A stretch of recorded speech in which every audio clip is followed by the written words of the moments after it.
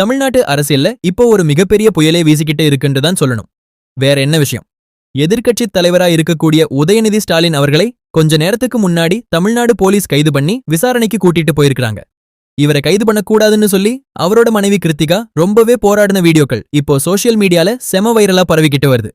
சரி, திடீர்னு எதுக்காக இவரை கைது பண்ணாங்கன்னு கேக்குறீங்களா?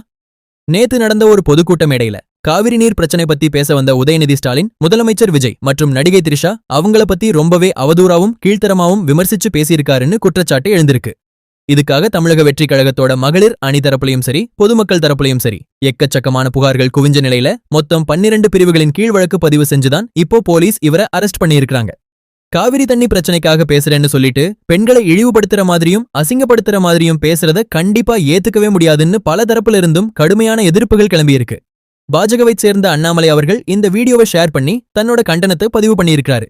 அது மட்டும் இல்லாம நடிகை குஷ்பு, பல மூத்த பத்திரிகையாளர்கள், அரசியல் விமர்சகர்கள்னு பலரும் உதயநிதியோட இந்த பேச்சுக்கு கடுமையான கண்டனங்களை தெரிவிச்சு வர்றாங்க. திமுக மேல பொய் வழக்கு போடுறாங்கன்னு ஒரு பக்கம் பேசப்பட்டாலும் இந்த விவகாரம் இப்போ சோசியல் மீடியால மிகப்பெரிய விவாத பொருளா மாறி இருக்கு. இப்போ உதயநிதி ஸ்டாலினை கைது பண்ணியிருக்கிற இந்த சூழ்நிலையில அடுத்த கட்ட நடவடிக்கை என்னவா இருக்க போகுது? முதலமைச்சர் விஜய் தரப்புல இருந்து என்ன மாதிரியான முடிவுகள் வரப்போகுதுன்றத நாம பொறுத்திருந்துதான் பார்க்கணும். இந்த விஷயத்தை பத்தி நீங்க என்ன நினைக்கிறீங்கன்றத கீழே இருக்க கமெண்ட் பாக்ஸ்ல மறக்காம பதிவு பண்ணுங்க. மேலும் இது போல லேட்டஸ்ட் நியூஸ்களுக்கு நம்ம சேனலை சப்ஸ்கிரைப் பண்ணிக்கோங்க.